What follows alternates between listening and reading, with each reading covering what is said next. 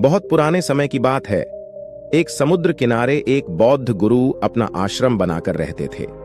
हजारों शिष्य दूर दूर से उनके पास ज्ञान ग्रहण करने के लिए आया करते थे। बौद्ध गुरु का ज्ञान देने का तरीका थोड़ा सा अलग था। शुरुआत के दिनों में वे अपने शिष्यों को उपदेश के माध्यम से ज्ञान देते थे। उसके बाद वे अपने शिष्यों को उस ज्ञान का अनुसरण करने के लिए कहते थे, ताकि उनके द्वारा दिया गया ज्ञान उनके व्यवहारिक जीवन में उतर सके। एक बार उस आश्रम में एक सम्राट अपने पुत्र को लेकर आया।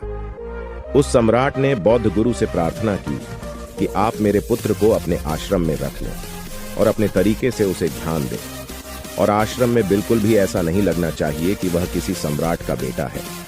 उसको साधारण शिष्यों की तरह ही ज्ञान देने की कृपा करें। बौद्ध गुरु ने मुस्कुराते हुए कहा कि एक सम्राट ज्ञान तभी प्राप्त कर सकता है जब वह अपने आप को एक साधारण व्यक्ति समझे। यही ज्ञान प्राप्त करने की सबसे पहली सीढ़ी है। बौद्ध गुरु ने सम्राट से कहा कि तुम निश्चिंत हो जाओ, आज से तुम्हारे पुत्र की जिम्मेदारी मेरी है। यह कहकर बौद्ध गुरु सम्राट के बेटे को अपने साथ समुद्र के किनारे टहलने के लिए लेकर आ गए। आश्रम के बहुत सारे बच्चे सम्राट के बेटे को देखकर उसकी तरफ आकर्षित हो रहे थे और उससे दोस्ती करना चाह रहे थे। जब सम्राट का बेटा और बौद्ध गुरु समुद्र के किनारे टहल रहे थे, तभी अचानक से सम्राट का बेटा फूट फूट कर रोने लगा, क्योंकि अभी उसकी उम्र सिर्फ 12 साल थी और इतने कम उम्र में ही उसके पिता ने उसे अपने से दूर कर दिया था। ये सदमा वह बच्चा सहन नहीं कर पा रहा था। वह यह नहीं समझ पा रहा था कि उसके पिता उसकी भलाई के लिए ही उसे इस जगह छोड़कर गए। इस तरह रोते हुए देखकर बौद्ध गुरु ने उससे कहा कि बेटा, मैं तुम्हें चुप नहीं करूंगा।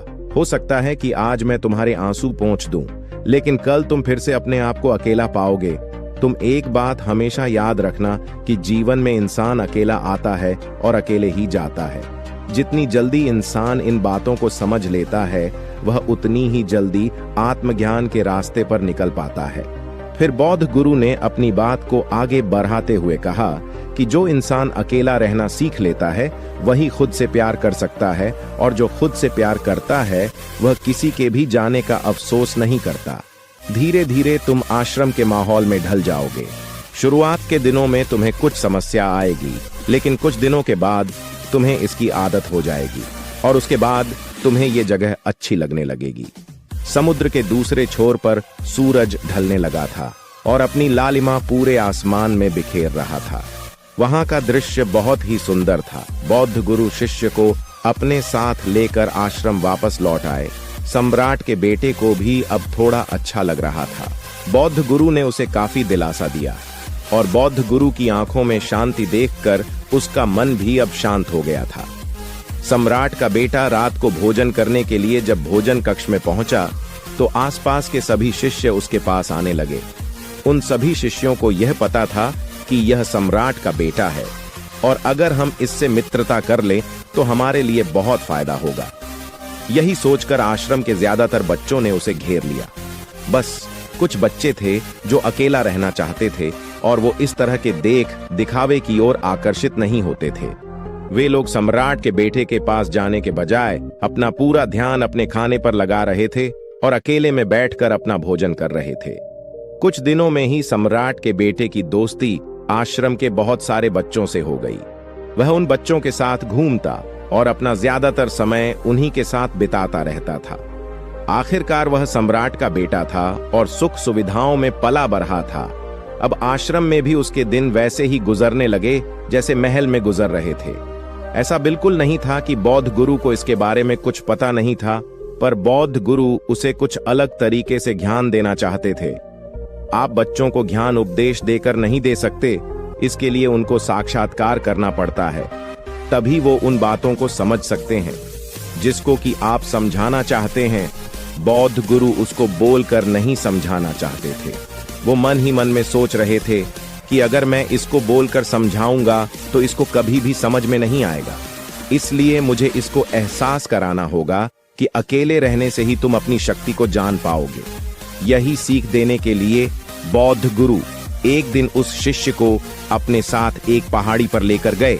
पहाड़ी पर पहुंचकर बौद्ध गुरु ने शिष्य से कहा कि अब तुम्हारा ज्ञान पूरा हो चुका है, बस एक आखिरी रात और तुम्हें यहाँ पर बितानी होगी।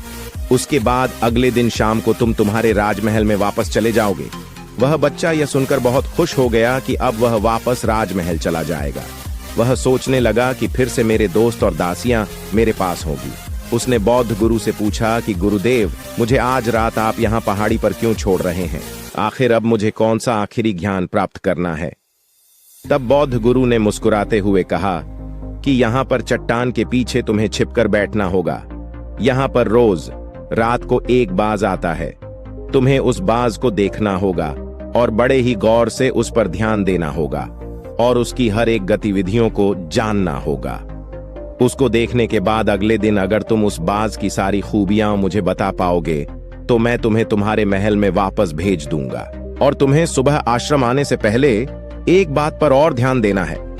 यहाँ पर एक चरवाहा अपनी भेड़ों को चराने के लिए आता है। तुम्हें उन भेड़ों की गतिविधियों पर भी पूरा ध्यान देना है। अगर तुम यह काम कर पाए तो मैं तुम्हें तुम्हारे पिता के पास वापस भिजवा दूंगा। ये बात सुनकर शिष्य उस चट्टान के पीछे जाकर छुप गया और इंतजार करने लगा। काफी वक्त बीत जाने के बाद वहां पर बाज अपने बच्चों के साथ पहुंचा। सम्राट के बेटे ने पूरी रात उसकी गतिविधियों पर बहुत ही ध्यान से नजर रखी और सुबह होने के बाद जब चरवाहा अपनी भेड़ों को चराने के लिए आया तो उसने एक बहुत ही चौंका देने वाले दृश्य को देखा। उसने देखा कि बाज एक भेड़ को अपने पंजे में दबाकर ऊपर आसमान में उड़ गया। उसने उस भेड़ के बच्चे का शिकार कर लिया। यह सारा दृश्य देखकर वो आश्चर्य से आश्रम में वापस पहुंचा। इससे पहले कि बौद्ध गुरु उससे कुछ पूछ पाते, उसने बौद्ध गुरु को प्रणाम करते हुए कहा कि बौद्ध गुरुदेव, आप आश्रम के सभी बच्चों को यहाँ पर बुला लीजिए। मैं सब लोगों को एक बात बताना चाहता हूँ कि मैंने क्या देखा। जब आश्रम के सभी बच्चे वहां पर पहुंच गए तो सम्राट के बेटे ने कहा कि मैंने जीवन में बहुत से पक्षियों को देखा है, मगर बाज उन सभी पक्षियों में से सबसे अद्भुत और सबसे अलग होता है। जैसे एक तोता हम सभी ने देखा होगा। तोता बोलता तो बहुत है लेकिन कभी ऊंचा नहीं उड़ पाता, लेकिन एक बाज जो कि हर समय शांत रहता है लेकिन उसमें आकाश को छूने की ताकत भी होती है। एक बार जब बाज अपने शिकार को निश्चित कर लेता है तो उसी शिकार पर वह अपनी नजरें गड़ाए रखता है। फिर चाहे वह कितनी भी ऊंचाई पर क्यों ना उड़ रहा हो, कितना ही बड़ा तूफान क्यों ना आ जाए, लेकिन उसकी नजर हमेशा अपने लक्ष्य पर ही होती है। और यह बात मैंने आज सुबह ही समझी है। उस बाज ने हर भेड़ को शिकार नहीं बनाया, बल्कि उसने भेड़ों के झुंड में से उसने सिर्फ एक भेड़ को अपना शिकार बनाया।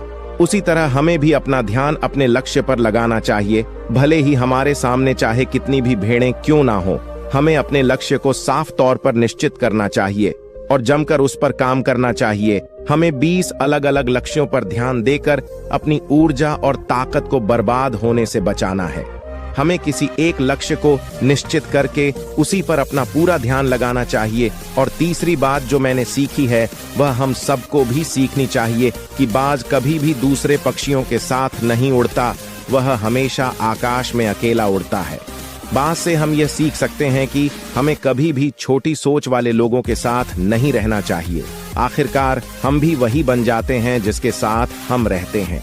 इसलिए या तो बड़ी सोच वालों के साथ रहो या आप अकेले रहो, क्योंकि जब हम अकेले रहते हैं तभी हम खुद की ताकत को पहचान पाते हैं और खुद की कमजोरियों को भी जान पाते हैं और उसे समझकर उन पर काम कर पाते हैं।